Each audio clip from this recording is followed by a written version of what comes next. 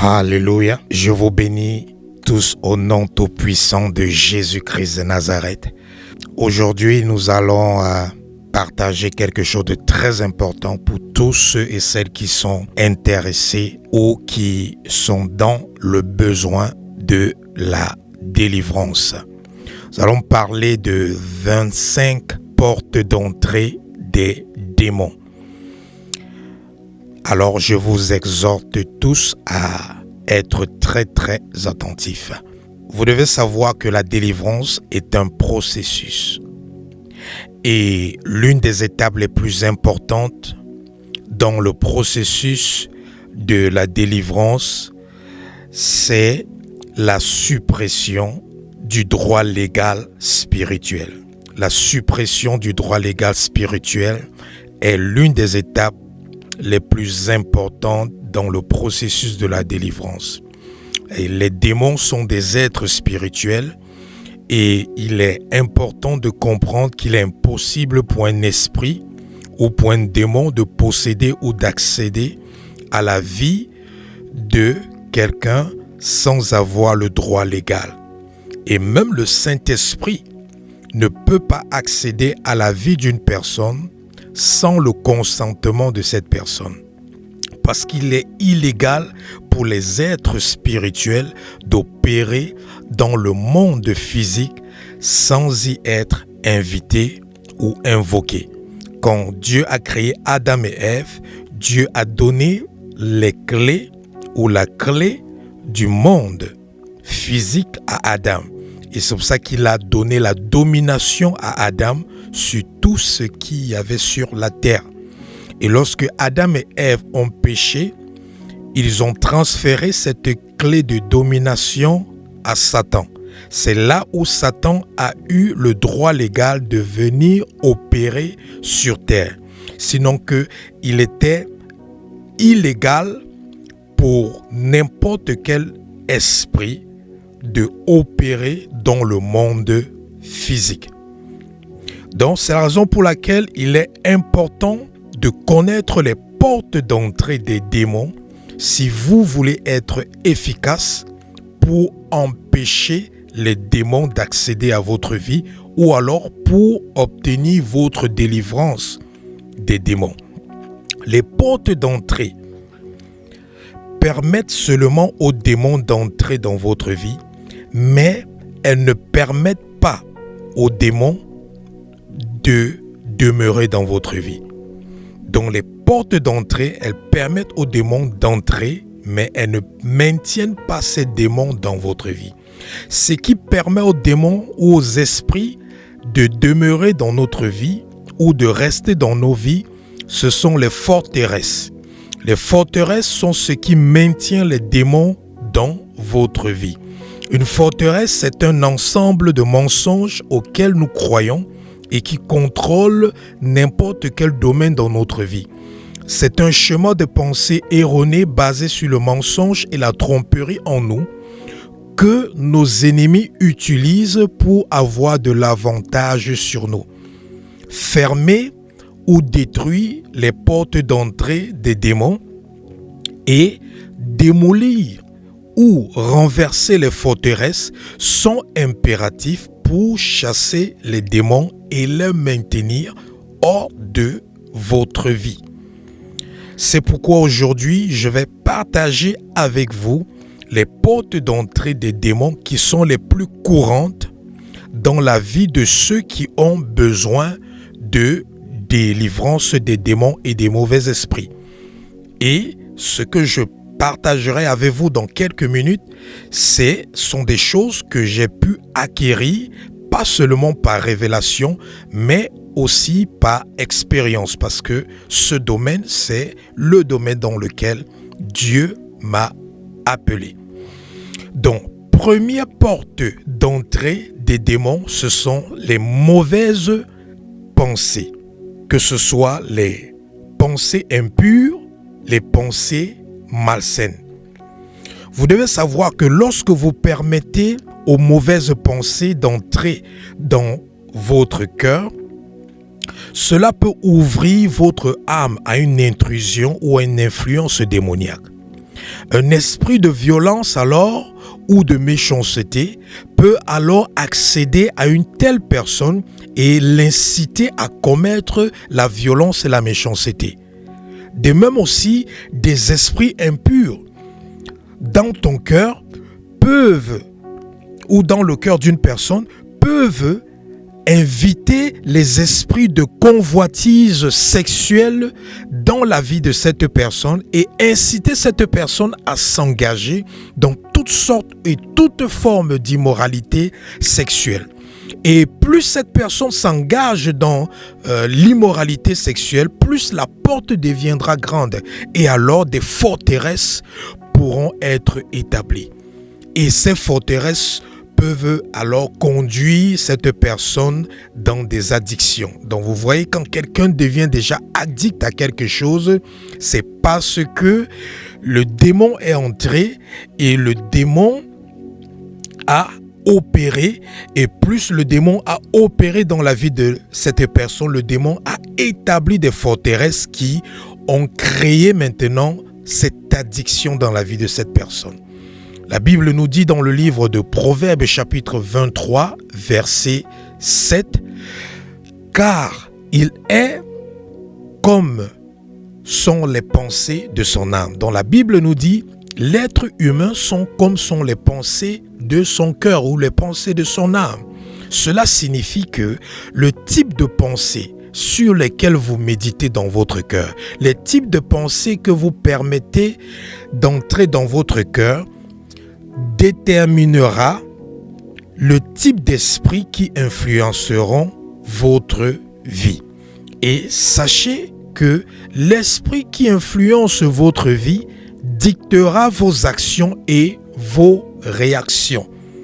Et nous savons que vos actions et vos réactions, c'est ce qui va produire ou construire ou bâtir votre caractère. Ce qui veut dire que votre caractère sera le produit de l'influence de cet esprit ou de ce démon dans votre vie. C'est pour ça que lorsqu'une personne est influencée par le Saint-Esprit, c'est le caractère de Christ qui est produit dans la vie de cette personne. Mais lorsqu'une personne est influencée par des démons, c'est plutôt le caractère de ces démons qui est produit dans la vie de cette personne.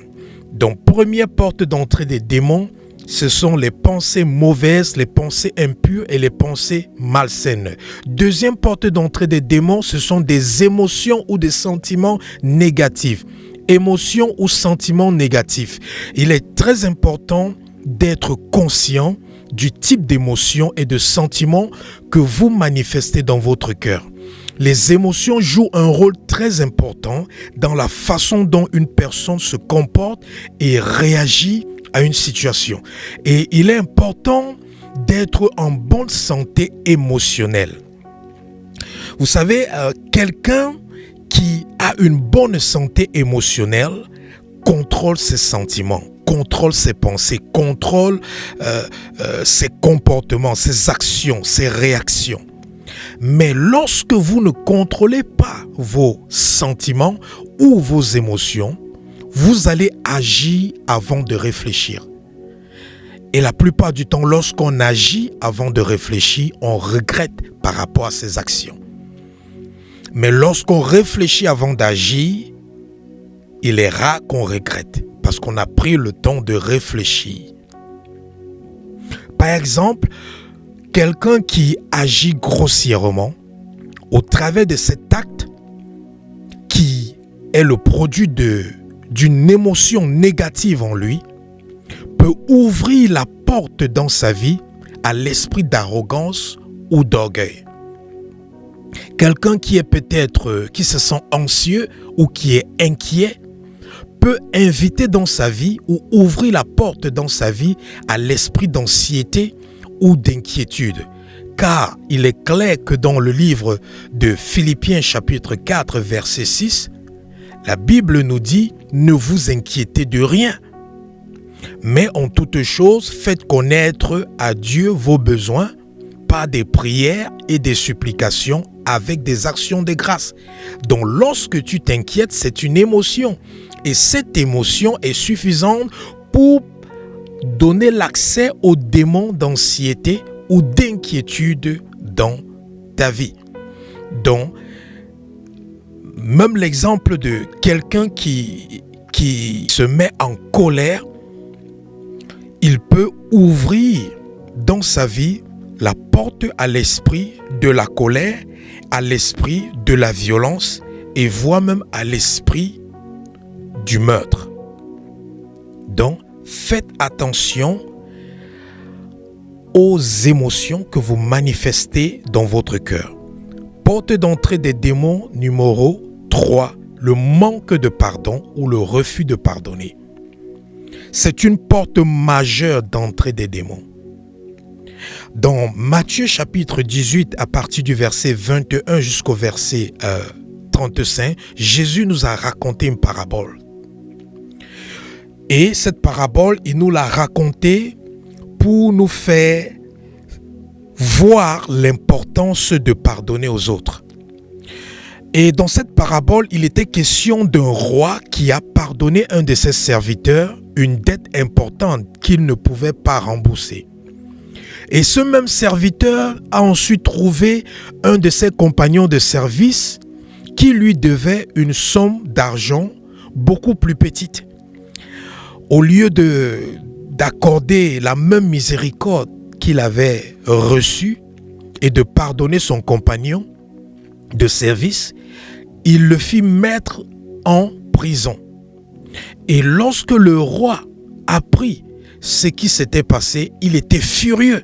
Et la Bible nous dit dans Matthieu chapitre 18 verset 34, « Et son maître irrité le livra au bourreau jusqu'à ce qu'il eût payé tout ce qu'il devait. » Et regardez ce que Jésus dit dans le verset 35, toujours de Matthieu 18. Ce que Jésus dit est très choquant. Beaucoup de chrétiens ignorent ça. Jésus dit, « Voilà comment mon Père céleste vous traitera, vous aussi, si chacun de vous ne pardonne pas au fond de son cœur à son frère. » Donc vous comprenez ce que Jésus est en train de dire. Jésus est en train de dire que lorsqu'une personne ne pardonne pas à son frère, lorsqu'une personne ne pardonne pas autrui, son Père céleste, Dieu qui nous a créés, va faire quoi? Va mettre cette personne dans une prison spirituelle et va permettre à des bourreaux de tourmenter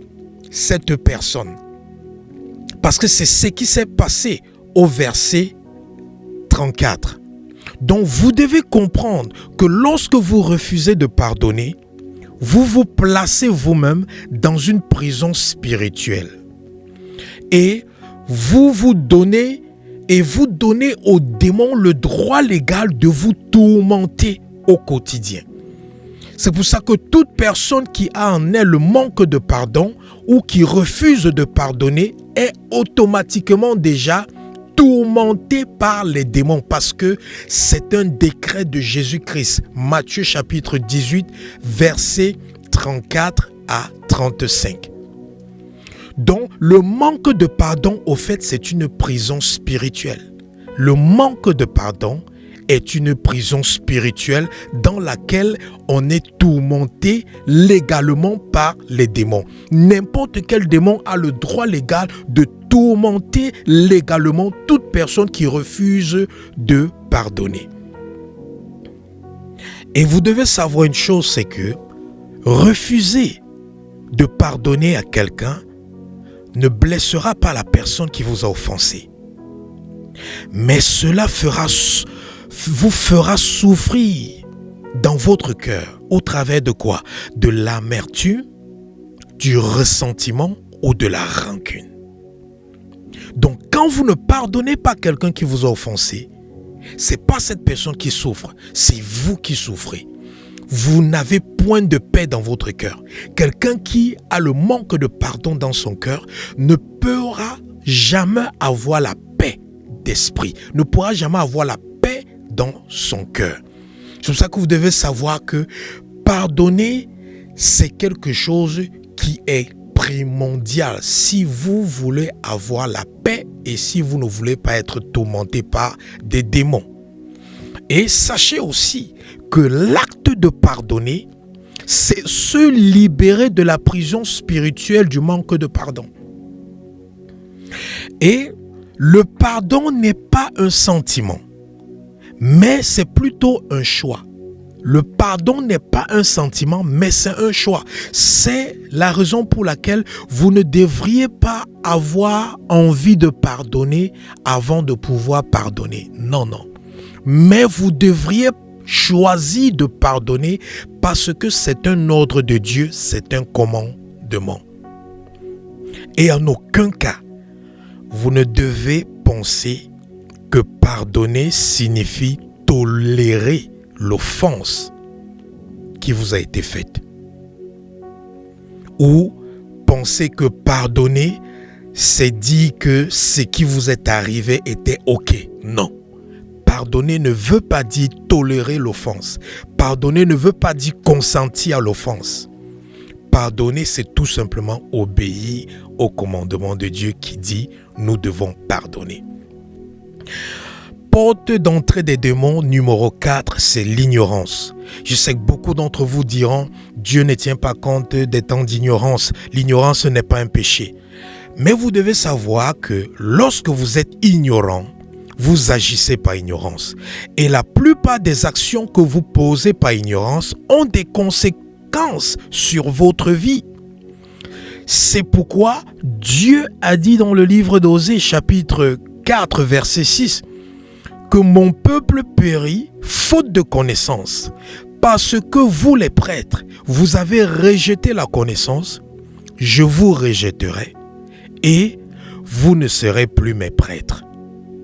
Donc, lorsque vous rejetez volontairement la connaissance de Dieu, vous avez ce qu'on appelle une ignorance pécheresse ou une ignorance consciente.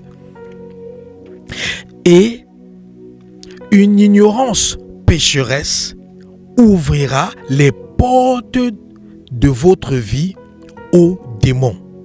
Et le premier démon qui se présentera sera sûrement l'esprit de rébellion. Parce que ce démon, il a la capacité d'endurcir le cœur des êtres humains afin que les êtres humains n'écoutent pas la parole de Dieu, afin que les êtres humains rejettent la parole de Dieu, afin que les êtres humains ne croient pas à la vérité, mais que les êtres humains puissent plutôt croire aux mensonges. Donc, l'ignorance est aussi une porte d'entrée des démons. Porte d'entrée des démons numéro 4, les abus ou les maltraitances. Les abus, ce sont des portes d'entrée des démons qui sont aussi très récurrentes dans la vie des gens. Un abus ou une maltraitance peut être défini comme un modèle de comportement utilisé par une personne pour acquérir et conserver le pouvoir et le contrôle sur un autre. Et toute sorte ou toute forme d'abus peut inviter des démons dans votre vie, que vous soyez la victime ou l'agresseur. Parce que souvent on pense que c'est seulement la victime des abus qui peut contracter des démons. Non, même l'agresseur, auteur d'un abus, a aussi une porte ouverte dans sa vie pour les démons. Et il existe plusieurs types d'abus ou de maltraitance. Il y a l'abus mental, lorsque vous êtes abusé mentalement. Il y a les abus sexuels, lorsque vous êtes abusé sexuellement. Il y a l'abus spirituel. Il y a l'abus physique, lorsque vous êtes physiquement abusé. Il y a l'abus verbal, l'abus émotionnel, il y a même l'abus financier ou matériel, il y a aussi la négligence de soi, c'est un abus. Lorsque on se néglige soi-même, c'est un abus. Il y a aussi l'abus culturel et identitaire. Donc toutes sortes d'abus ou de maltraitances sont propices à l'entrée des démons dans la vie des êtres humains. Donc faites-y attention. Porte d'entrée numéro 6, nous avons le rejet. Beaucoup souffrent du rejet dès leur conception dans les entrailles de leur mère jusqu'à la naissance. Et souvent même cela continue pendant que ces personnes grandissent jusqu'à ce qu'elles deviennent adultes.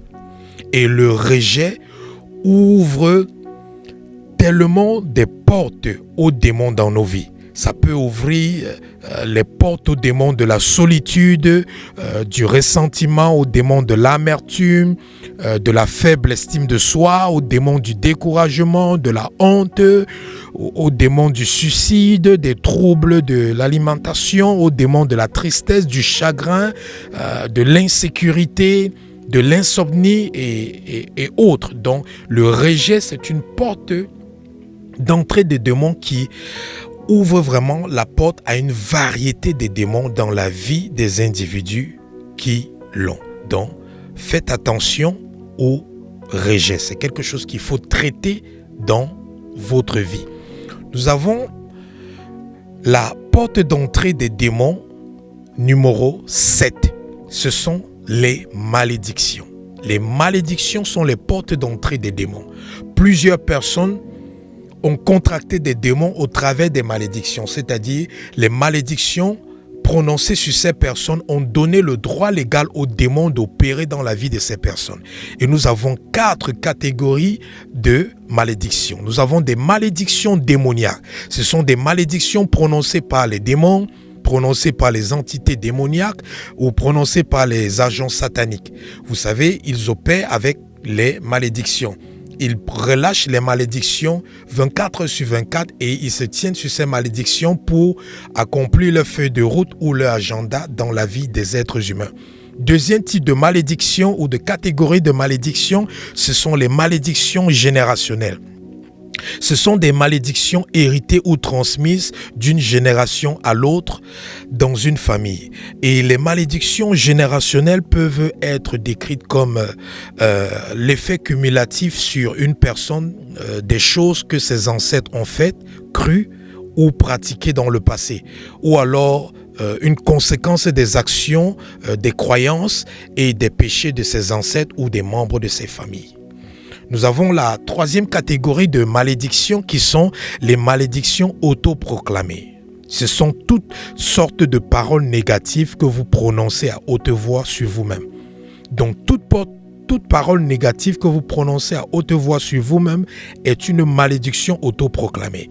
Et les démons se tiennent sur ces paroles négatives pour venir accomplir cette feuille de route ou cet agenda dans votre vie légalement. Vous allez voir des personnes qui vont dire « Oh, je suis un échec » tout simplement parce qu'elles ont échoué plusieurs fois dans une entreprise et puis elles vont dire que je suis un échec. Non, quel que soit le nombre de fois que vous avez échoué, ça ne fait pas de vous un échec. Parce qu'une personne peut échouer 7 fois et la 8e fois, elle réussit. C'est pour ça que la Bible dit que le juste peut tomber 7 fois et puis il se relève. Donc, il y a tellement de paroles négatives que nous prononçons sur nous-mêmes qui sont des malédictions autoproclamées. Des personnes qui vont dire oh, je ne vais jamais me marier, je ne serai jamais prospère, je ne vais jamais m'en sortir de ce problème, je ne vais jamais être délivré, je me suis tellement battu pour ce problème et ça n'a jamais pu être résolu. Toutes ces paroles négatives qu'on confesse sont des malédictions que nous proclamons sur notre vie. Donc, faites attention, ne plus jamais proclamer des paroles négatives sur votre propre personne, ni sur les autres aussi.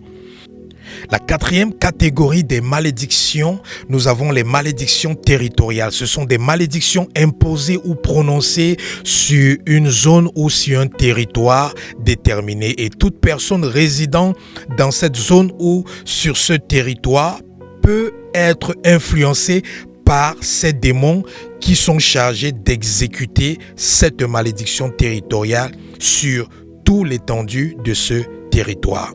Nous avons maintenant la porte d'entrée numéro 8 qui sont les liens d'âme.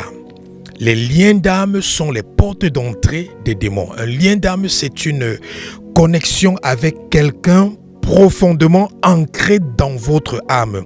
Et il peut être sain comme il peut être malsain.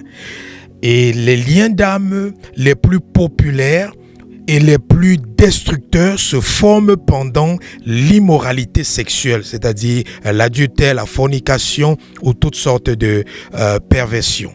Et dans 1 Corinthiens chapitre 6 verset 16, la Bible nous dit que lorsque vous vous engagez dans l'immoralité sexuelle avec une personne, vous devenez tous deux une seule âme.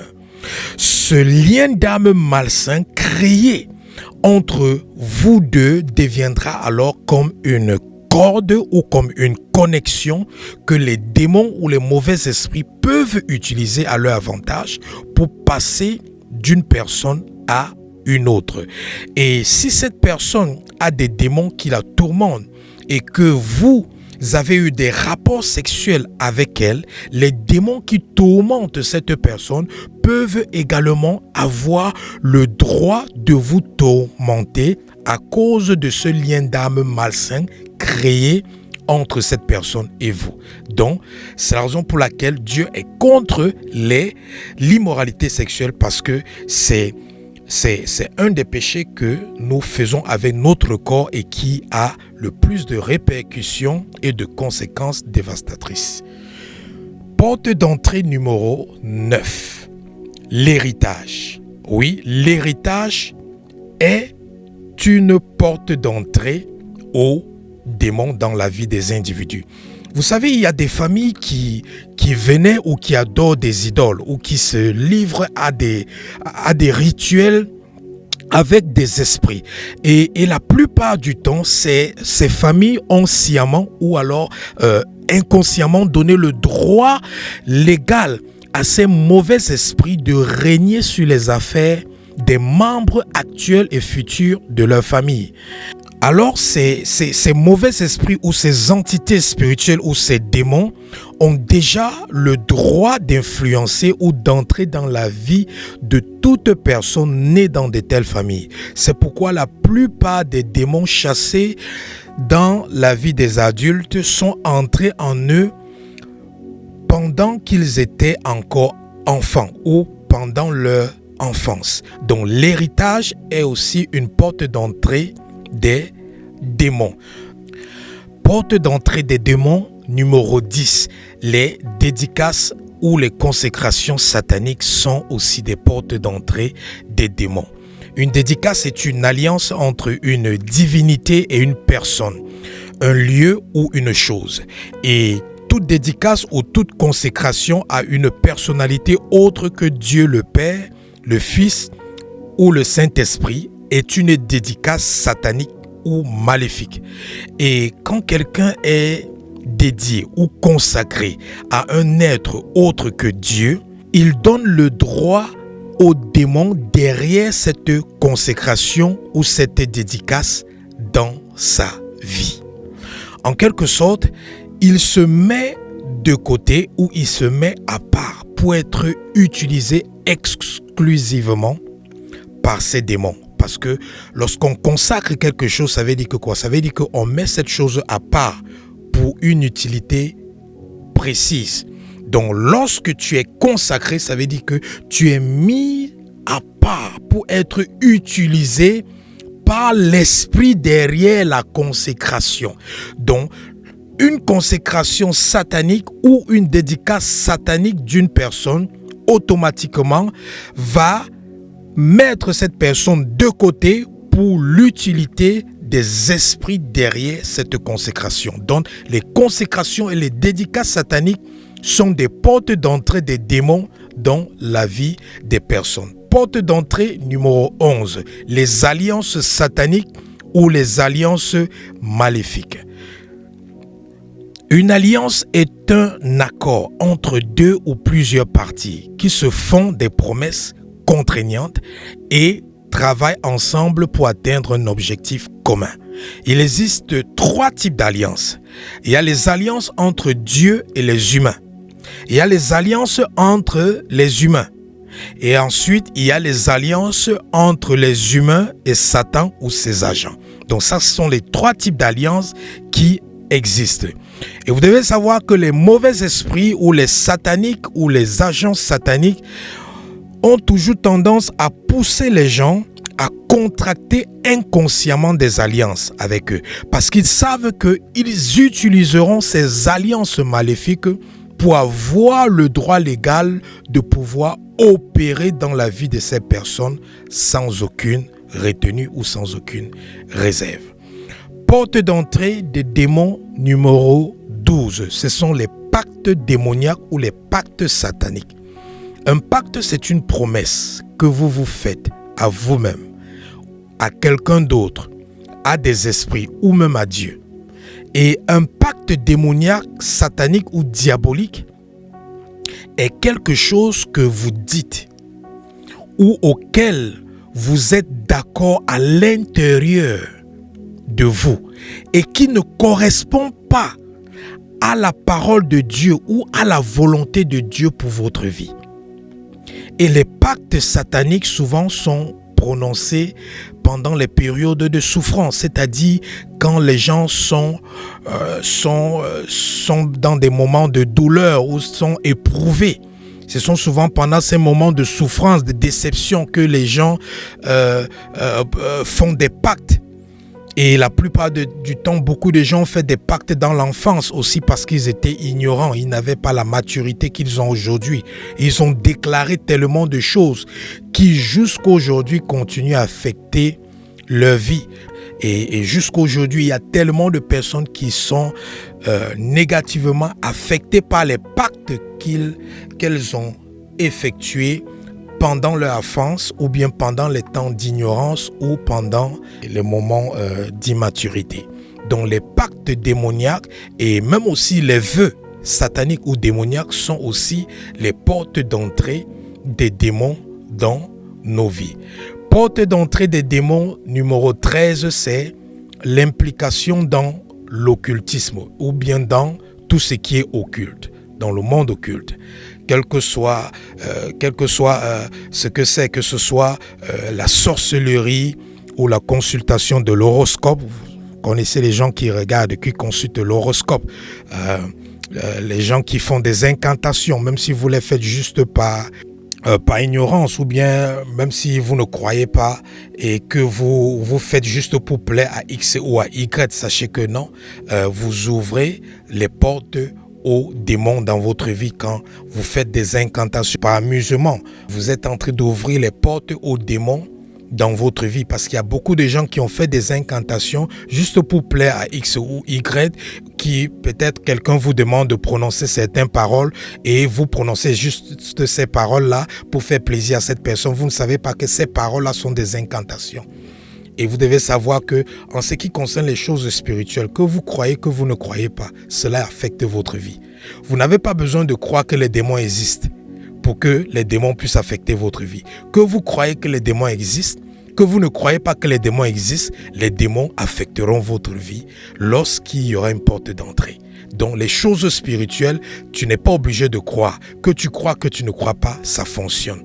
Donc toute personne qui a été impliquée dans la sorcellerie, l'horoscope, les incantations, l'astrologie, le yoga, le vaudou, les enchantements, les mauvais sorts, les dieux mythologiques ou bien la nécromancie, c'est-à-dire communiquer avec les morts. La plupart du temps, ils communiquent souvent avec les morts pour avoir certaines révélations ou pour prédire l'avenir. Les cultes d'idoles, la divination, la voyance, la lecture des paumes des mains, hein, la réincarnation, les activités démoniaques ou les invocations des esprits, des cultes des démons ou les consultations chez les marabouts et les tradipraticiens, ainsi de suite. Parce que plusieurs personnes ne savaient pas que juste en consultant un tradipraticien ou un marabout, vous aviez déjà contracté au moins un démon.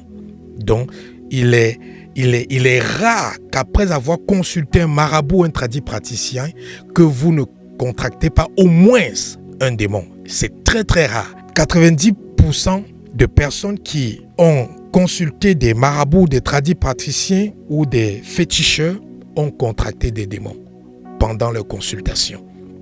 Donc, toute implication dans tout ce qui a trait à l'occultisme est une porte d'entrée aux démons. Porte d'entrée des démons numéro 14, ce sont les objets maudits ou démoniaques. La Bible nous dit dans le livre de Actes chapitre 19, verset 19, « Et un certain nombre de ceux qui avaient exercé les arts magiques, ayant apporté leurs livres, les brûlèrent devant tout le monde. Et on estima la valeur à 50 000 pièces d'argent. » Donc, vous devez savoir qu'il y a de nombreux objets que nous avons dans nos vies, dans nos maisons, dans nos voitures, qui sont des objets maudits ou des objets démoniaques, c'est-à-dire des objets qui sont attractifs pour des activités démoniaques. Et de tels objets ouvrent la porte aux démons ou donnent le droit légal aux démons dans vos vies, dans vos maisons, dans vos mariages ou dans vos activités ou même dans votre carrière professionnelle ou dans votre ministère si vous êtes appelé au sacerdoce. Et comme exemple de ces objets, nous avons les objets anciens. Vous savez des personnes qui ont souvent chez eux les objets anciens. Ils disent qu'ils veulent avoir des trucs comme dans les musées chez eux. Il y a les reliques, il y a les antiquités utilisées pour les cultes des païens, les sculptures de nature païenne, les objets de voyance, les objets de divination, les objets ethniques ou indigènes dédiés à des faux dieux, ou des objets traditionnels, ou des objets des coutumes, ou alors des objets qui représentent ou qui symbolisent l'occultisme.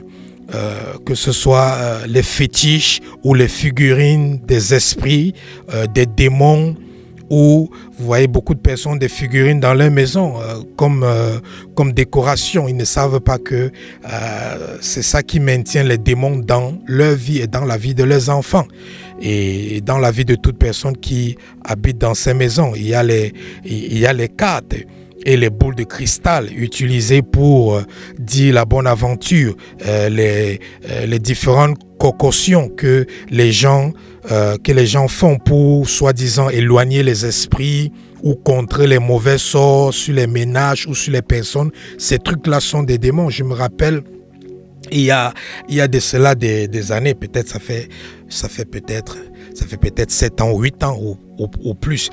Il y avait une dame et elle avait plusieurs cancers. On était en train de la consulter pour la délivrance. Le Seigneur a directement révélé que demande à cette dame, lorsqu'elle allait dans son pays natal, qu'est-ce qu'elle a reçu là-bas. Et lorsqu'on a demandé cela à cette dame a dit, avant qu'elle ne voyage de New York pour aller passer un petit temps dans son pays natal, elle était en bonne santé. Mais dès le moment qu'elle est rentrée sur New York, elle s'est retrouvée avec plusieurs cancers. Elle avait plusieurs cancers. Et parmi les choses qu'elle avait rapportées, c'était des savons qu'on lui avait donnés pour se laver avec, des soi-disant prêtres ou des soi-disant spiritualistes lui avaient donné pour se laver avec. Il y avait des parfums qu'on lui avait donnés, il y avait des poudres, des bougies. Donc, tous ces objets-là, c'était des objets maudits, des objets démoniaques qui ont ouvert dans sa vie les portes aux démons des cancers. Plusieurs cancers sont entrés dans cette femme au même moment. Au travers de quoi? Au travers de ces objets. Ce qui fait que pour faire sa délivrance, il fallait qu'elle renonce à tous ces objets. Il fallait qu'elle se sépare de tous ces objets afin que nous puissions déloger ces démons. Parce que tant qu'elle utilisait ces objets, tant qu'elle avait ces objets en sa possession, ces démons avaient le droit légal de continuer à affliger son corps avec différents types et différentes formes de cancer ou de cellules cancérigènes. Donc, avoir des objets maudits ou des objets démoniaques dans sa maison, dans sa voiture, dans son lieu de service ou dans son porte-monnaie ou dans ses poches, c'est suffisant pour ouvrir les portes aux démons dans votre vie. Et aussi, savez-vous que dans nos maisons, les tableaux et les peintures que nous accrochons sur les murs, un bon nombre de ces tableaux et de ces peintures sont maudits ou sont des objets démoniaques. Et souvent, ce sont aussi des hôtels pour le monde des ténèbres. Et souvent, ce sont des portes ouvertes pour permettre une invasion démoniaque, satanique dans nos demeures. Donc, faites très attention à tout objet décoratif que vous utilisez pour décorer votre maison. Chaque chrétien averti doit réellement prier et chercher la face de Dieu et se rassurer que tout ce qu'il utilise dans sa maison comme décoration soit quelque chose qui ne soit pas lié ou qui ne soit pas attaché au monde des ténèbres. Donc faites attention aux objets maudits et aux objets démoniaques. Et aussi, j'aimerais attirer aussi l'attention de ceux qui ont beaucoup d'objets traditionnels dans leur domicile. Et souvent, ce sont des objets qui sont utilisés dans leurs ethnies ou dans les tribus pour des cérémonies traditionnelles. Laissez-moi vous faire savoir que je dirais 99% de ces objets traditionnels sont attractifs à l'activité démoniaque. 99% de ces objets sont attractifs à l'activité démoniaque dans votre vie et dans la vie de toute personne qui réside dans vos maisons. Donc, faites attention à cela. Porte d'entrée des démons numéro 15. Les musiques démoniaques, les musiques sataniques. Une musique démoniaque ou une musique satanique, c'est tout simplement une musique qui glorifie Satan, ou une musique qui glorifie la sorcellerie, l'occultisme ou tout ce qui est ténébreux.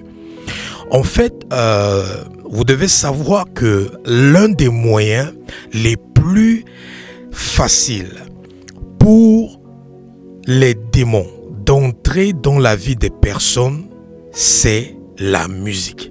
La musique est l'un des véhicules, l'une des voies le plus utilisées aussi par le monde des ténèbres pour entrer dans la vie des personnes. Saviez-vous que Lucifer, qui est connu aujourd'hui sous le nom de Satan, était un ange de lumière? Et Lucifer était l'un des anges les plus haut placés du royaume de Dieu. Et Lucifer était aussi l'un des esprits les plus puissants, les plus beaux, les plus séduisants et les plus sages que Dieu ait jamais créés.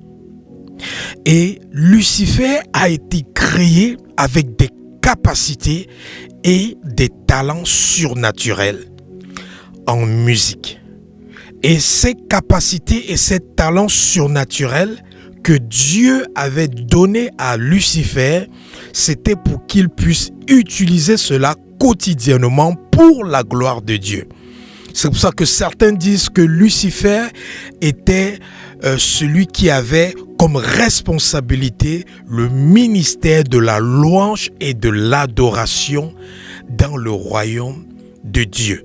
Et vous-même, vous savez l'importance de la louange et l'adoration dans le royaume des cieux.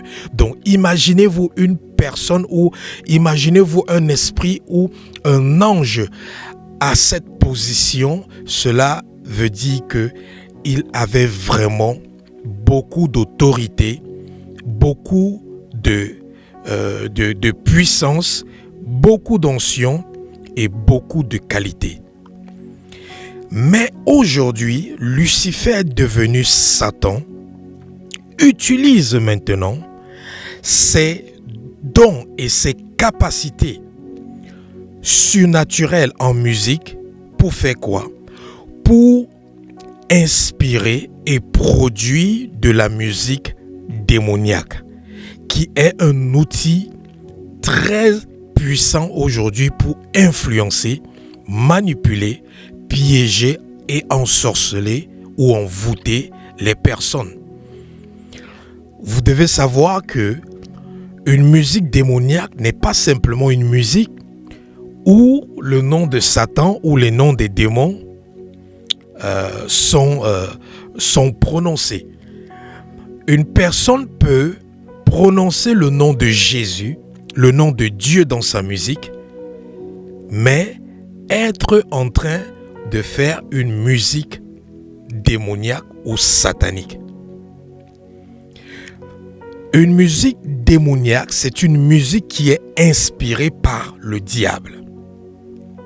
Ce qui fait que même un chrétien corrompu spirituellement ou un chantre corrompu spirituellement peut être animé des démons qui l'influencent dans les musiques qu'il ou elle chante. Ce qui fait que toute personne qui va écouter les musiques de ce chantre ou de ce musicien chrétien seront aussi automatiquement vulnérables ou accessibles par les démons qui ont inspiré ces musiques ou ces louanges ou ces adorations chrétiennes à ces chantres et à ces musiciens chrétiens. Donc ne pensez pas que lorsqu'on parle des musiques démoniaques, on parle seulement du rock ou bien des musiques mondaines. Non, on parle aussi des musiques chantées par des chantres chrétiens, mais qui sont inspirés par des démons. Et la plupart du temps, dans plus de 90% de temps, ces chrétiens ou ces chantres chrétiens sont inconscients du fait que la musique qu'ils chantent ou les louanges qu'ils font sont inspirées par les démons. Donc, toute musique démoniaque ou toute musique inspirée par un esprit autre que l'esprit de Dieu est susceptible d'ouvrir certains domaines de votre vie à une intrusion démoniaque ou satanique. Donc, faites attention. Porte d'entrée des démons numéro 16. Ce sont les films, les vidéos, les dessins animés démoniaques. Tout ce qui a trait aux vampires, vous allez voir des films, des dessins animés, des vidéos, des vampires, d'horreur, des zombies, des loups-garous. Tous ces vidéos, tous ces films, tous ces dessins animés, la plupart du temps, ceux qui les regardent contractent des esprits. Vous allez voir, quand on délivre la plupart des enfants, vous allez constater que plus de 50% des démons qui manifestent dans la vie des enfants confessent toujours qu'ils sont entrés dans la vie des enfants au travers de la télévision. Donc au travers des vidéos, au travers des images que ces enfants étaient en train de regarder. Donc sachez que juste en regardant des vidéos, juste en regardant des films ou en regardant des dessins animés, vous pouvez contracter des démons dans votre vie. Porte d'entrée des démons numéro 17, ce sont les livres démoniaques. Vous allez voir des livres sur la fantaisie, des livres sur les imaginations, les livres sur la sorcellerie, sur les nouvelles religions. Vous allez voir les livres sur les religions païennes ou les livres, les archives ou les documents sur le satanisme. Vous allez voir des livres ou des romans sur les super-héros ou sur des pouvoirs surnaturels.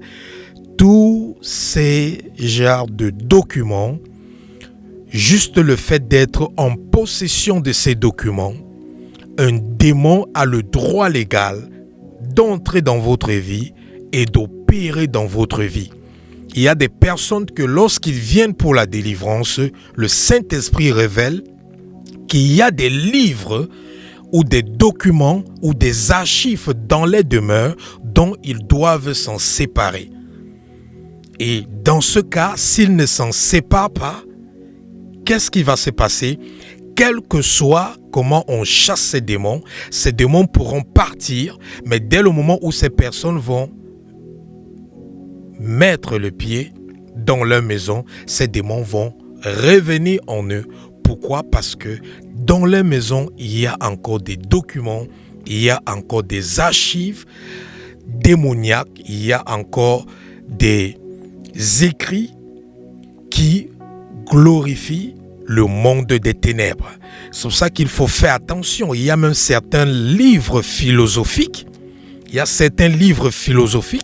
qui permettent l'intrusion des démons dans la vie des gens. C'est pour ça qu'il faut faire attention aux livres que vous lisez.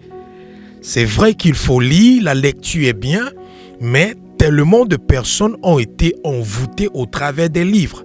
Et je vous le dis, par révélation et aussi par expérience dans le ministère de la délivrance. Porte d'entrée des démons, numéro 18, ce sont les jeux vidéo. Les jeux vidéo. Aujourd'hui, lorsque vous regardez seulement les jeux vidéo, c'est incroyable. Tout ce que vous voyez dedans, c'est les pouvoirs surnaturels, la magie, les héros des personnes humaines qui ont des pouvoirs surnaturels ou des êtres qui ont une apparence humaine et aussi une apparence autre que humaine. Tout ça, c'est quoi? Déjà, préparer la pensée des êtres humains à accepter la présence physique des démons.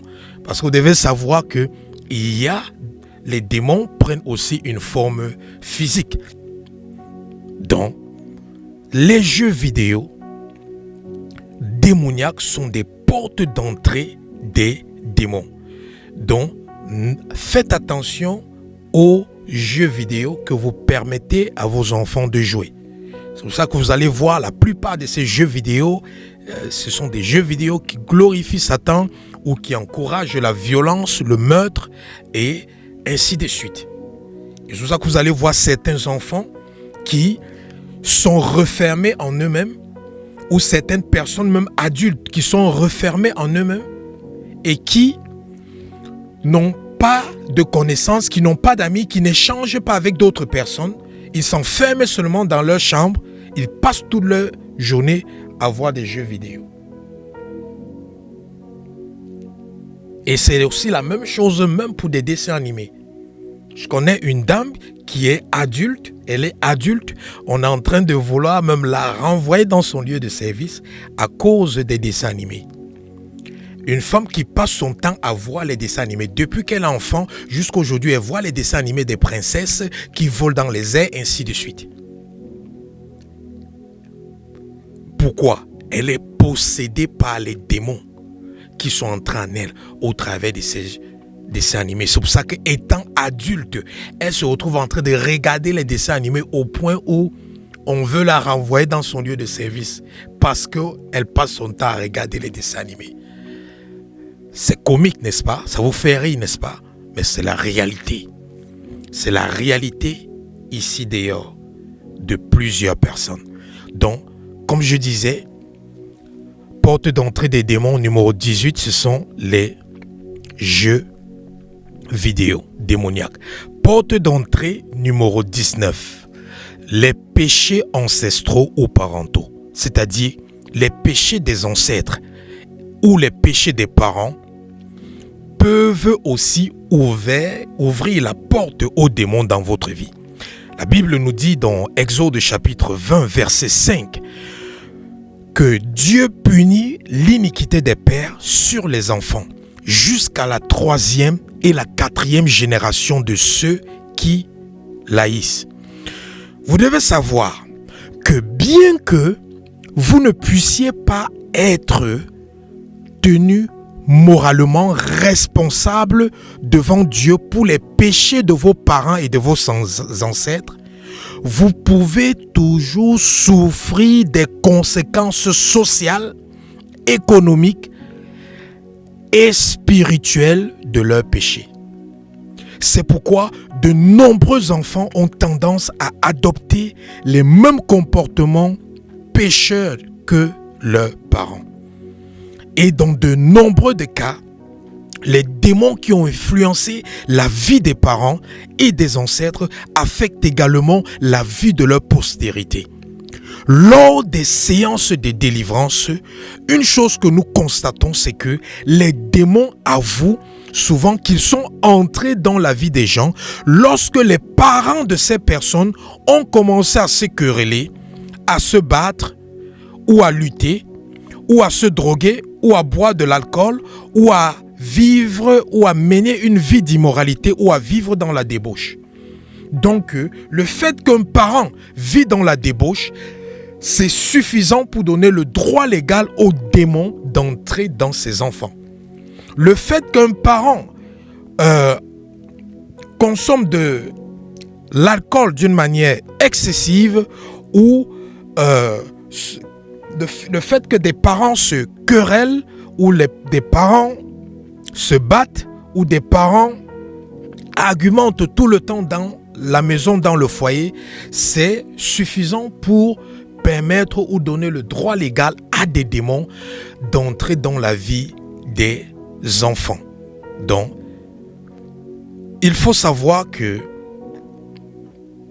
tout péché des ancêtres et des parents peuvent donner le droit légal aux démons dans la vie des enfants.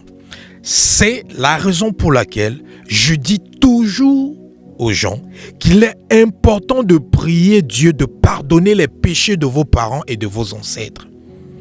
Il est important de prier Dieu de pardonner le péché de vos parents et de vos ancêtres. Et surtout pour certains d'entre vous dont les parents sont encore vivants. Parce que si vos parents sont encore vivants, sachez que les actes et les actions que vos parents posent continue à influencer votre vie, même si vous êtes né de nouveau. Vous savez pourquoi? Parce que le sang qui est en vous, c'est le sang qui est dans leurs veines. Donc, tant que vous êtes vivant, tant que vos parents sont vivants, repentez-vous. Quand vous vous repentez et vous demandez pardon à Dieu pour vos péchés, repentez-vous pour leurs péchés et demandez pardon pour leurs péchés. Parce que leurs péchés sont toujours susceptibles d'affecter ou d'influencer votre vie. Et il faut aussi savoir que un moyen facile pour vous de savoir ou de déterminer si les péchés ancestraux ou les péchés parentaux affectent votre vie est de voir si vos frères, vos sœurs ou vos ancêtres ou les membres de votre famille ont connu ou connaissent le même problème ou un problème similaire au vôtre. Donc ça, c'est une technique pour déterminer si les péchés ancestraux ou les péchés parentaux affectent aussi votre vie négativement. Porte d'entrée des démons, numéro 20. Les points de faiblesse. Les points de faiblesse. Je prendrai un autre temps pour vous enseigner dessus parce que ça, c'est un domaine très complexe et très important. Les points de faiblesse. Les points de faiblesse, c'est l'une des principales portes d'entrée des démons dans la vie des personnes.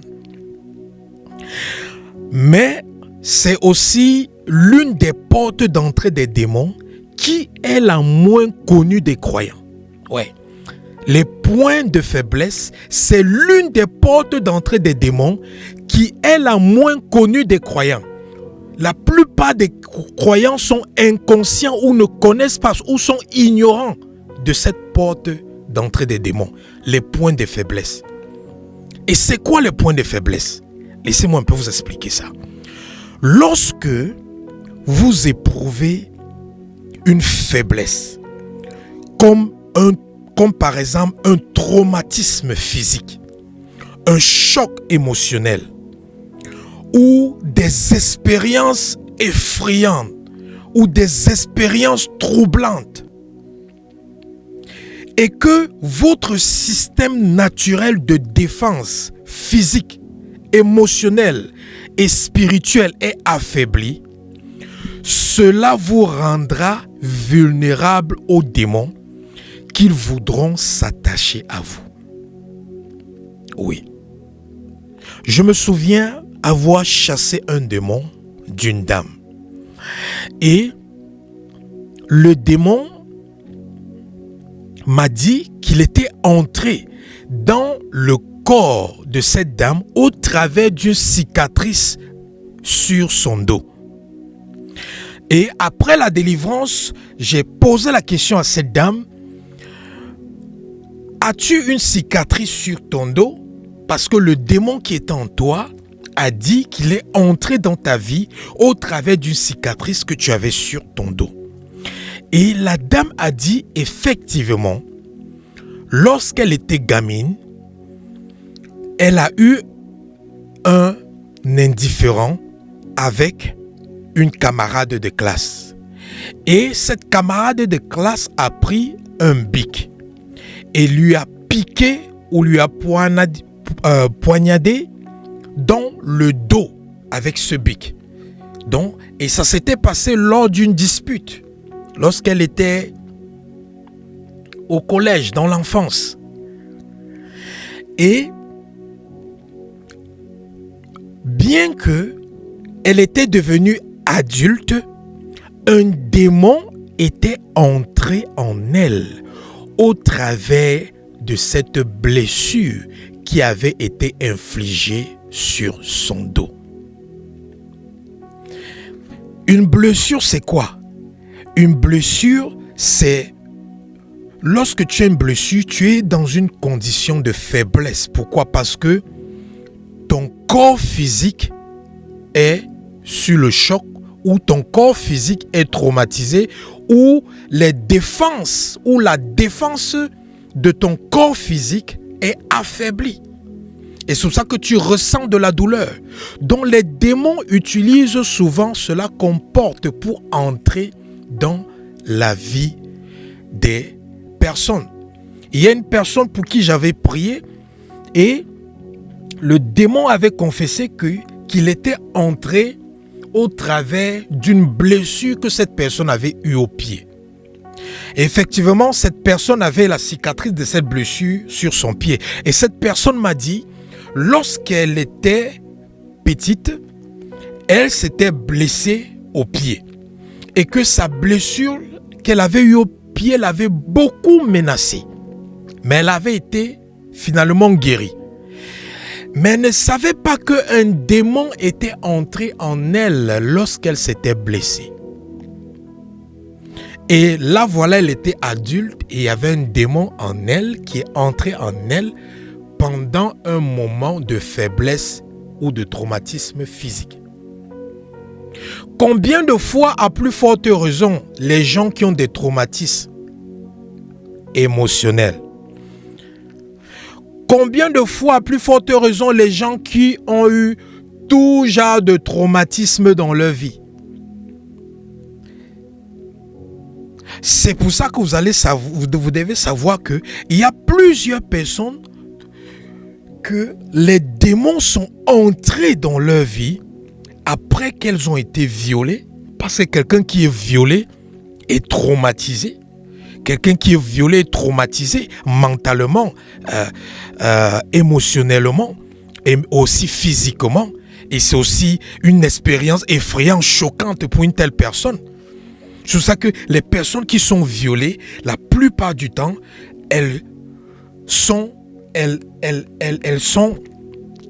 elles sont possédées par des démons. Les personnes, quand une personne est trompée, elle peut aussi être possédée par les démons. Quand une personne est maltraitée, un démon peut entrer au travers de cela. Parce que quand une personne est maltraitée, ou une personne est déçue, ou une personne est oppressée, cette personne se retrouve dans une condition de faiblesse. Et à chaque fois que tu es dans une condition de faiblesse, les démons ont le droit légal d'entrer en toi, parce que Dieu ne nous a pas créés dans une condition de faiblesse. La Bible dit que Dieu a regardé tout ce qu'il a créé et c'était parfait et c'était bien à ses yeux. Donc, il y a des personnes souvent qui ont, je vais encore prendre un exemple d'une dame pour qui j'avais prié, qui avait un mal extrême au niveau de son dos. Et elle m'a dit que son mal était dû au fait qu'elle était enceinte, à sa grossesse. Et que bizarrement, après qu'elle ait enfanté, le mal a continué à persister, comme si elle était toujours enceinte. Et directement par le discernement des esprits, je lui ai dit que, au fait, tu as un démon qui est entré dans ton dos. Et je lui ai expliqué par le discernement des esprits que lorsque elle est tombée enceinte, lorsque sa grossesse a commencé à croître, elle a commencé à sentir des douleurs au niveau du dos.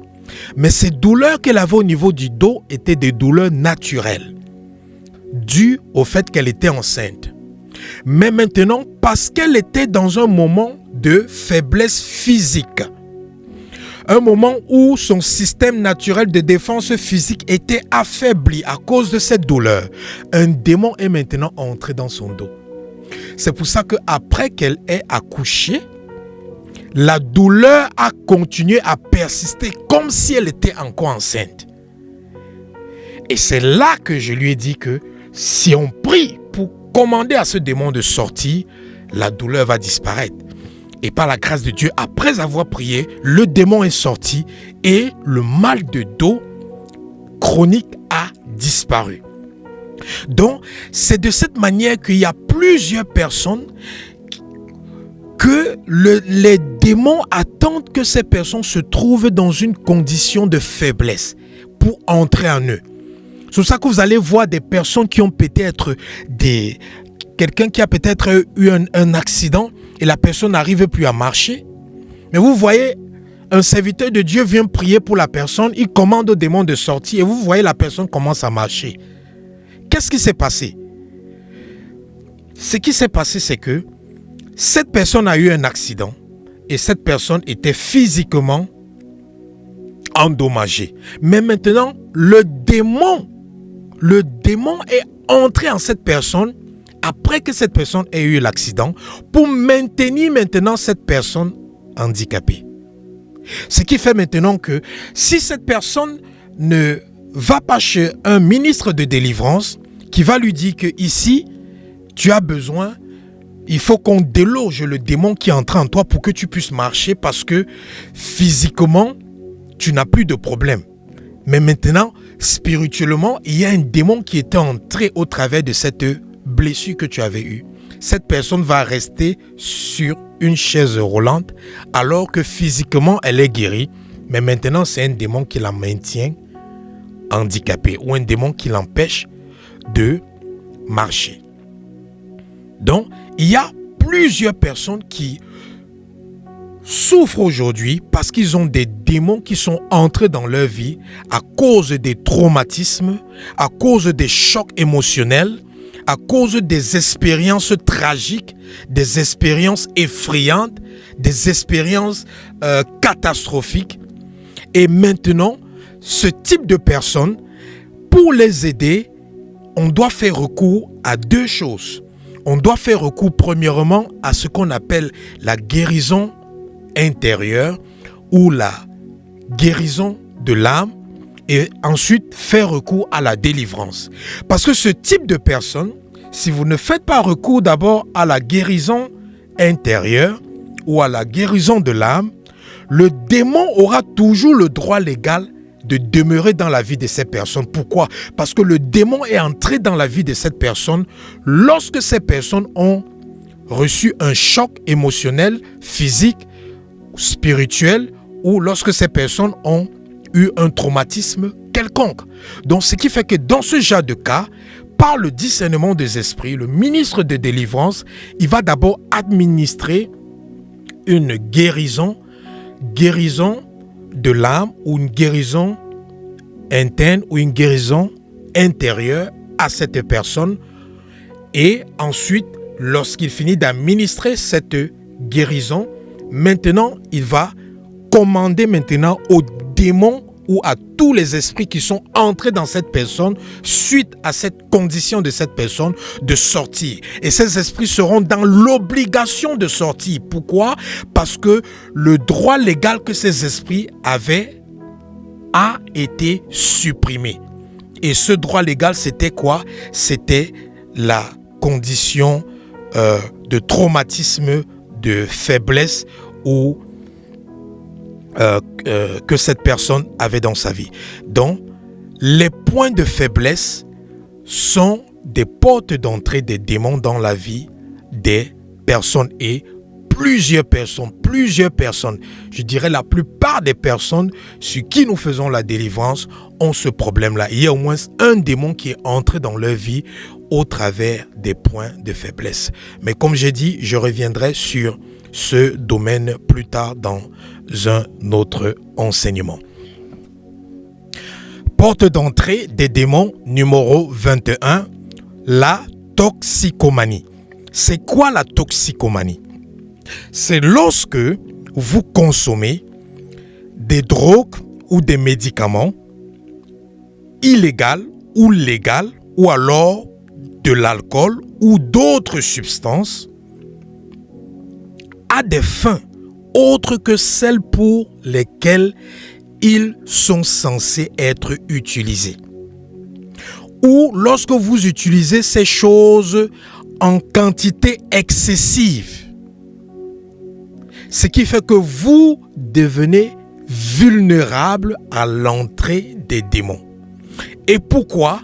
Tout simplement parce que vous devez savoir que la toxicomanie affaiblit les défenses naturelles, physiques, émotionnelles et spirituelles des êtres humains. C'est la raison pour laquelle quelqu'un qui consomme peut-être de l'alcool d'une manière excessive, qu'est-ce qui se passe avec cette personne? Ses défenses physiques sont affaiblies. Pourquoi? Vous allez constater que cette personne ne peut plus marcher avec équilibre. Pourquoi cette personne n'arrive plus à marcher avec équilibre? Pourquoi? Parce qu'elle est affaiblie. Ses défenses physiques sont affaiblies. Dû à quoi?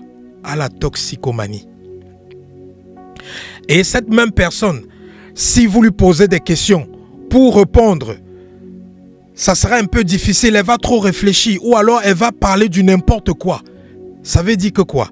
Ça veut dire que ses défenses émotionnelles au niveau de l'âme ont été affaiblies. C'est pour ça que les personnes qui sont sous l'effet des substances telles que l'alcool, les drogues, les médicaments et toute autre substance, ces personnes, souvent, elles ont des comportements, des attitudes irraisonnables ou anormales. Tout simplement parce que leur système de défense physique, émotionnelle et spirituelle ont été affaiblis au travers de quoi? De la consommation excessive de ces différentes substances ou de ces différents éléments que j'ai cités. Et contrairement à ce que beaucoup croient, plusieurs personnes n'utilisent pas excessivement la drogue, les médicaments, l'alcool et d'autres substances parce qu'elles ont des démons. Mais les démons sont entrés en elles après que ces personnes aient utilisé excessivement ces substances. Donc la plupart du temps, on pense que non, quelqu'un ça donne à l'alcool ou ça donne aux drogues ou devient addict à quelque chose parce qu'un démon est entré en elle. Non.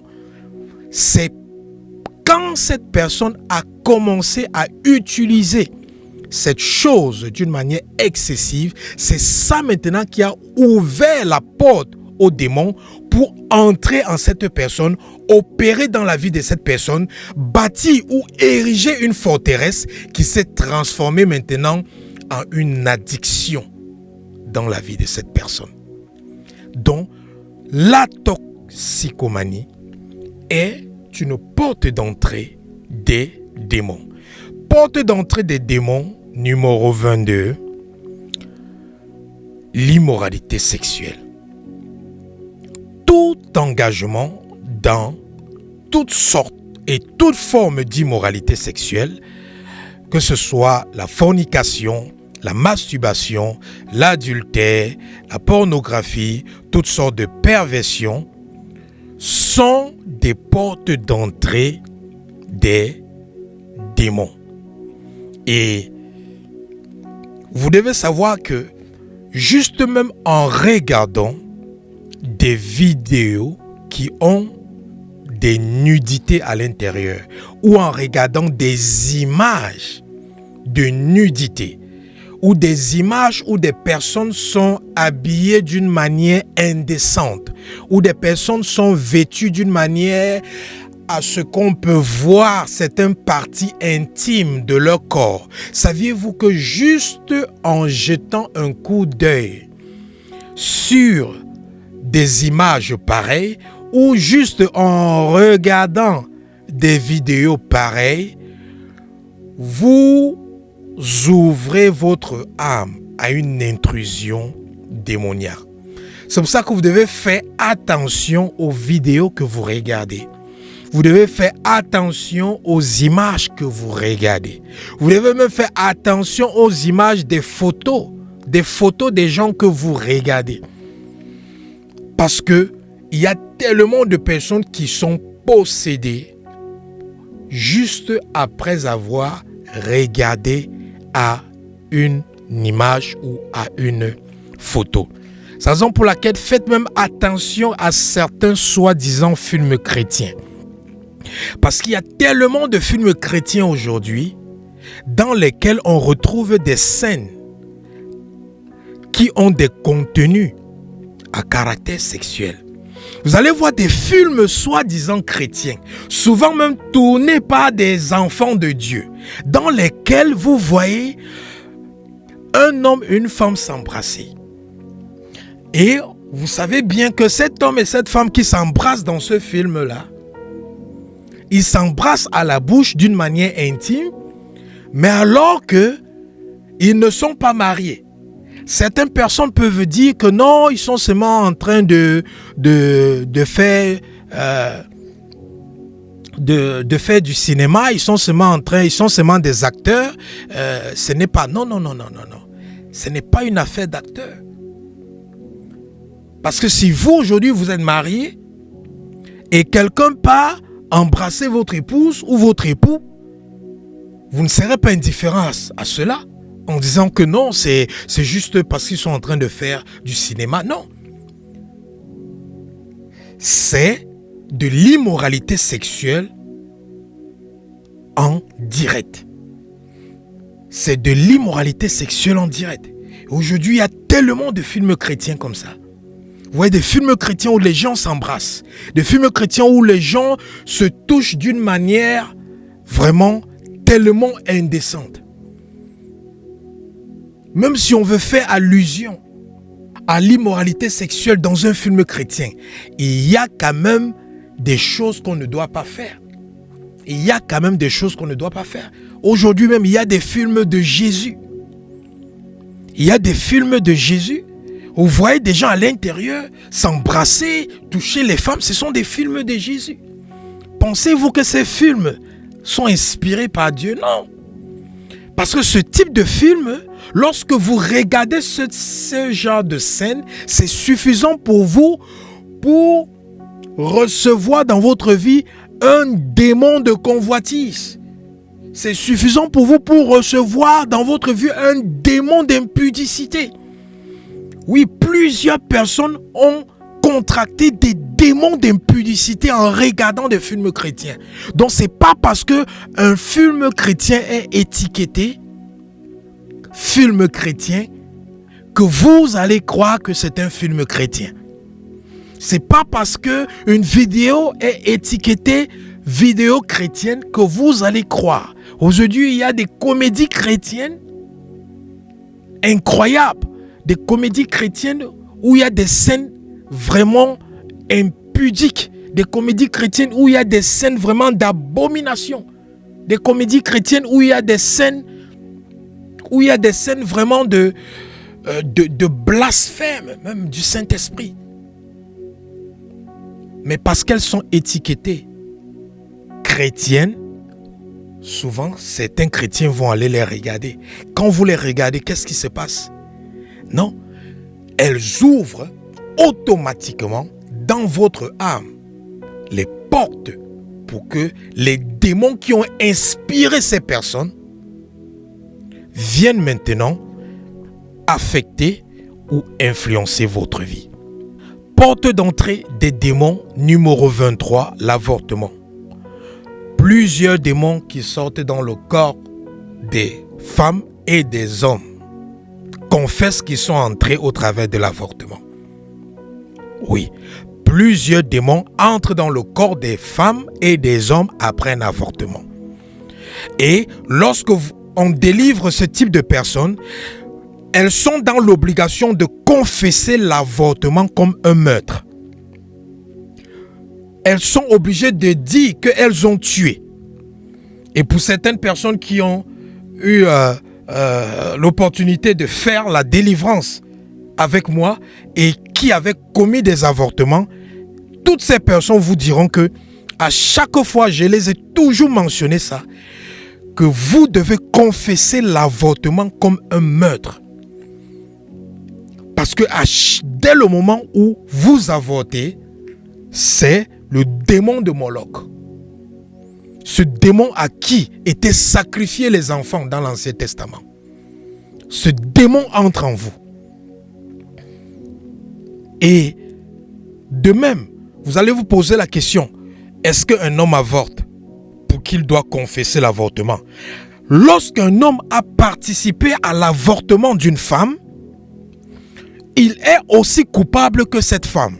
Ce qui fait que le démon là a aussi le droit légal d'entrer dans la vie de cet homme. Et il y a même une femme que pendant sa délivrance, le Saint-Esprit a révélé qu'elle devait confesser qu'elle a tué. Et cette femme a dit que non, je n'ai jamais tué, je n'ai jamais tué. Le Saint-Esprit est allé plus profondément en disant que elle doit confesser l'avortement. Et cette dame a dit que non, depuis que je suis né, je n'ai jamais avorté. Et après quelque temps, cette dame a réfléchi. Après, elle a dit que oui, elle n'a jamais avorté. Mais, dernièrement, elle avait une voisine qui avait déjà plusieurs enfants. Et elle est tombée enceinte. Et cette voisine est venue la voir. Et elle a aidé cette voisine à avorter en lui disant où elle devait aller pour se faire avorter. Et voilà ce qui maintenait le démon dans la vie de cette femme. Elle n'a pas avorté.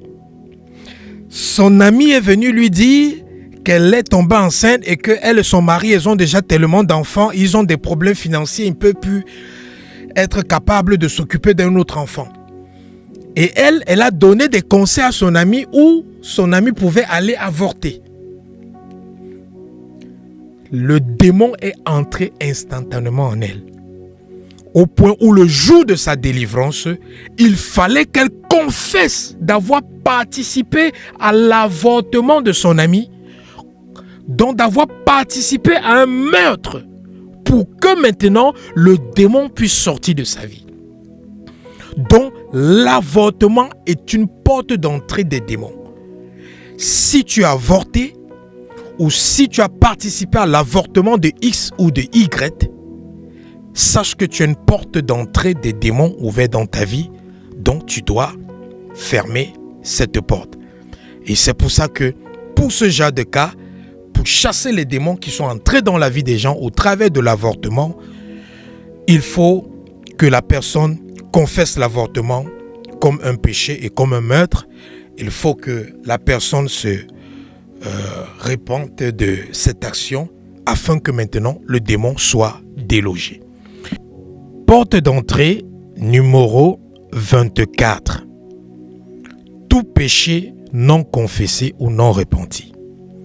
Tout péché non confessé ou non repenti est susceptible d'ouvrir la porte de ton âme au démon.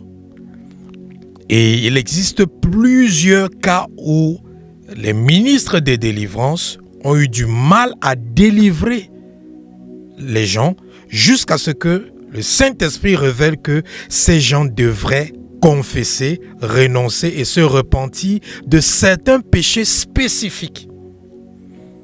Donc, sachez que tout péché non avoué ou non repenti laisse une porte ouverte à l'invasion des démons dans votre vie. Et maintenant, la dernière porte ou la porte d'entrée des démons numéro 25, ce sont les fausses doctrines et enseignements. Les fausses doctrines et enseignements.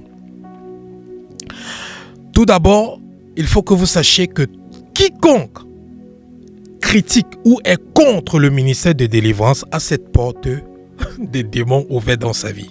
Je le redis encore, toute personne qui est contre le ministère de délivrance a cette porte d'entrée des démons ouverte dans sa vie. Ouais. La Bible nous dit dans 1 Timothée chapitre 4 verset 1, mais l'Esprit dit expressément que dans les derniers temps, quelques-uns abandonneront la foi pour s'attacher à des esprits séducteurs, trompeurs et à des doctrines des démons. Donc, vous devez savoir que lorsque vous établissez un mensonge comme une vérité dans votre cœur ou dans votre esprit, cela donnera à ces esprits trompeurs le droit d'opérer pleinement dans votre vie. Et lorsque les esprits trompeurs ou séducteurs opèrent pleinement dans votre vie, vous deviendrez inconsciemment ou consciemment un faux prédicateur ou un enseignant de la doctrine des démons. Et c'est la raison pour laquelle aujourd'hui vous allez voir, même dans le monde chrétien, dans le corps de Christ, vous allez voir des chrétiens qui se battent les uns contre les autres. Les chrétiens qui se combattent les uns contre les autres en utilisant même les saintes écritures. Pourquoi? Parce qu'ils sont sous l'influence des esprits trompeurs. Parce qu'ils sont inconsciemment devenus des prédicateurs de la doctrine des démons. Et la plupart de ces personnes, ils diront que leur appel, c'est de dénoncer. C'est de dénoncer, c'est d'exposer. Dénoncer et exposer les faux serviteurs. Dénoncer et exposer les fausses églises. La plupart, je dirais 99% de ces personnes qui tiennent ce type de langage sont influencés par les esprits trompeurs et ils ont un enseignement des démons. Et ces personnes, souvent, ils vont vous prêcher contre le péché. Mais ce n'est pas parce que quelqu'un prêche contre le péché qu'il n'est pas un faux prédicateur ou un enseignant de la doctrine des démons. il faut avoir le discernement des esprits pour connaître ce type de personnes, parce que vous devez savoir que Babylone la Grande, au travers de son système, a infiltré l'Église. Elle a infiltré le corps de Christ. C'est pour ça que la Bible nous dit qu'à la fin des temps, et nous sommes déjà à la fin des temps, qu'il y aura même des gens qui vont tuer les vrais serviteurs de Dieu, croyants qui sont en train de rendre un culte raisonnable à Dieu. Donc, c'est le degré de cette doctrine des démons, c'est le degré de l'influence de ces esprits trompeurs, de ces esprits séducteurs dans la vie même de certains serviteurs de Dieu. C'est pour ça que la Bible nous dit que à la fin des temps, même certains élus seront trompés. Ça veut dire qu'il y aura même des personnes qui sont sincères avec Dieu, qui aiment Dieu sincèrement, mais qui seront trompés. Qui va les tromper? Ce sont ces esprits, les esprits trompeurs, à l'origine de la doctrine des démons. Et c'est ça qui anime beaucoup de personnes aussi dans le monde. Ces personnes ces païens qui combattent tellement le corps de Christ. Ils sont animés de cet esprit.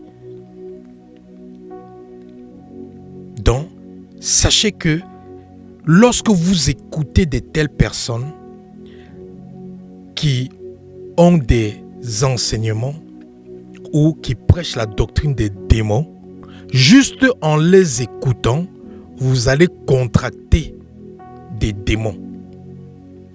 Juste en les écoutant, vous allez contracter des démons.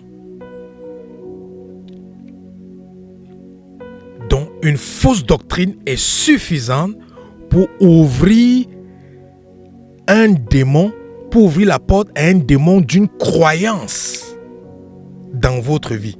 C'est pour ça que vous allez voir que même étant chrétien, il y a des chrétiens qui croient à des choses tellement bizarres, des choses qui n'ont rien à voir avec l'évangile, des choses qui n'ont rien à voir avec le royaume des cieux. Mais ces chrétiens sont vraiment fermes sur ces croyances. Pourquoi? Parce qu'elles ont suivi ou elles ont écouté une doctrine des démons et ça a ouvert la porte aux démons des fausses croyances, des fausses religions d'entrer dans la vie de cette personne. Donc, ces 25 portes d'entrée des démons ne sont pas les seules portes d'entrée des démons dans nos vies, mais ce sont les portes les plus connues, les plus récurrentes. Ce sont les portes que nous rencontrons le plus lorsque nous exerçons ou lorsque nous administrons le ministère de défense.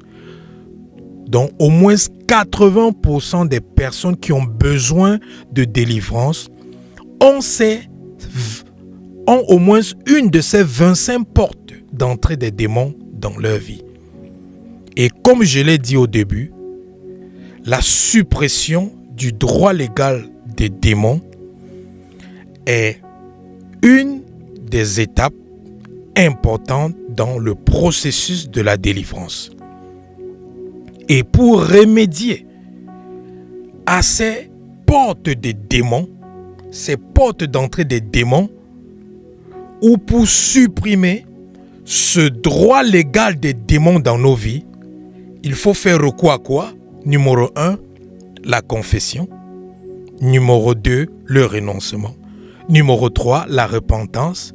Numéro 4, le pardon dans le cas où vous auriez de l'amertume ou de la rancune dans votre cœur contre des personnes qui vous ont offensé. Donc, c'était les 25 portes les plus récurrentes, les plus connues, les plus rencontrées dans la vie des personnes qui ont besoin de la délivrance que je tenais à partager avec vous aujourd'hui. Je vais prier pour vous. Seigneur, je prie au nom tout-puissant de Jésus-Christ de Nazareth que le Saint-Esprit puisse donner le discernement à toute personne qui écoute le son de ma voix pour pouvoir identifier toutes les portes ouvertes aux démons ou les portes d'entrée des démons dans leur vie au nom de Jésus-Christ de Nazareth.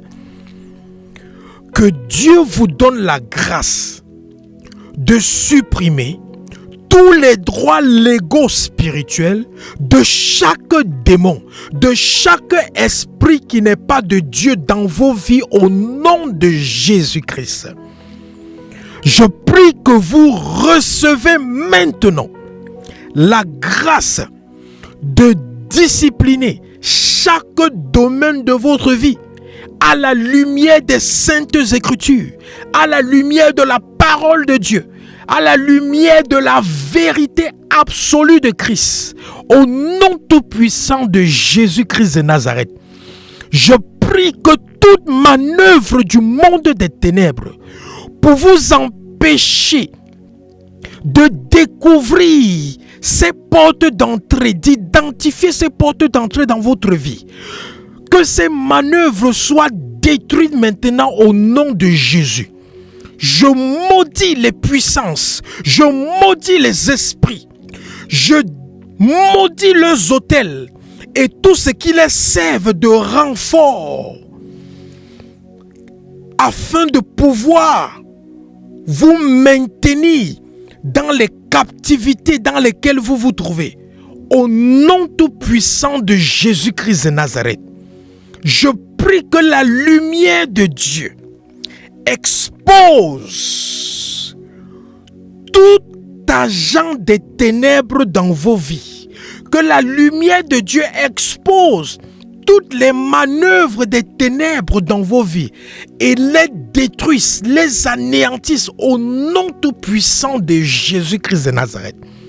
Je prie au nom de Jésus que toute personne qui avait en elle la peur des démons, toi qui avais peur des esprits, toi qui avais peur de chasser les démons, alors que la Bible dit que voici les signes qui accompagneront ceux qui auront cru. En mon nom, ils chasseront les démons. Toi qui avais la peur de chasser les démons dans ta vie, toi qui avais la peur de chasser les démons dans la vie de tes enfants, dans la vie de ton épouse, dans la vie de ton époux, je prends autorité sur cette peur et je commande à cet esprit de sortir de ta vie au nom de Jésus. Cet esprit sort maintenant, sort au nom de Jésus, sort au nom tout-puissant de Jésus-Christ de Nazareth. Je prie pour toute personne qui écoute le son de ma voix en ce moment, qui est malade. Tu écoutes le son de ma voix en ce moment et tu es malade. Quelle que soit ta maladie, je commande à cet esprit qui te frustre, qui frustre ton corps physique avec la maladie, que cet esprit sorte maintenant de ta vie. Au nom de Jésus, le feu du Saint-Esprit se déverse sur tout ton corps. Cet esprit sort et pendant que cet esprit sort, les séquelles de cette maladie, les symptômes de cette maladie sortent de ta vie au nom tout-puissant de Jésus-Christ de Nazareth. Toute personne qui a une douleur sur son corps, tu sens les douleurs sur ton corps, tu sens les douleurs se déplacer sur ton corps, je commande maintenant à ces choses-là de sortir de ton corps. Parce que ces choses qui créent ces douleurs dans ton corps, ce sont des esprits. Je commande à ces esprits de sortir. Je leur commande de sortir. Je leur commande de sortir au nom de Jésus. Tout ce qui marche dans ton ventre, tout ce qui marche dans ton dos, tout ce qui marche dans tes pieds, tout ce qui fait gonfler tes pieds, je commande à cela de sortir au nom de Jésus. Toi qui m'écoutes, tout ce qui fait à ce que tu as de la sueur qui coule d'une manière anormale et ça crée aussi des odeurs en toi. Je commande à cet esprit de sortir de ta vie au nom de Jésus. Je chasse cet esprit de ta vie. Je chasse cet esprit de ta vie au nom tout puissant de Jésus-Christ de Nazareth. Je prie pour toi qui pleures la nuit. Toi qui pleures la nuit, tu ne sais pas pourquoi tu pleures. Tu as juste cette sensation, cette envie de pleurer. Tu ne sais pas pourquoi tu pleures. Je commande maintenant à cet esprit. Je commande à cet esprit de sortir maintenant au nom de Jésus-Christ de Nazareth. Je commande à cet esprit qui attaque tes émotions de sortir au nom tout puissant de Jésus-Christ de Nazareth. La dosima kapadiaskante. Mandele broskinto lobosika. Le duzima kapadiaskinto. Mantele bros kontoloboshi, rakantele bros kontolobosha, rikandele bros kantele braski, le konto sakata la braskantaria. Toi qui étais malade, tu reçois ta guérison maintenant au nom de Jésus. Tu reçois ta guérison maintenant au nom de Jésus. Tu es guéri au nom de Jésus. Tu es guéri au nom de Jésus. Tu es guéri au nom de Jésus. Tu es guéri au nom de Jésus. Tu es guéri au nom de Jésus. Tu es guéri au nom de Jésus. Tu es guéri au nom tout-puissant de Jésus-Christ de Nazareth. Merci, Roi des Rois. Merci, Alpha Oméga. C'est au nom tout-puissant de Jésus-Christ que nous avons prié. Père, je te recommande tout ce peuple qui t'a écouté. Je prie, Seigneur, que tu te souviennes d'eux. Je prie que tu agisses dans leur vie et que tout ce qu'ils ou elles ont reçu tout au long de ce service, que cela demeure permanent dans leur vie au nom tout-puissant de Jésus. Je bâtis autour de leur corps, âme et esprit, ainsi que tout ce qui leur sont chers, une haie avec le sang de Jésus et le feu du Saint-Esprit, afin que l'ennemi n'ait point accès à eux au nom tout-puissant de Jésus.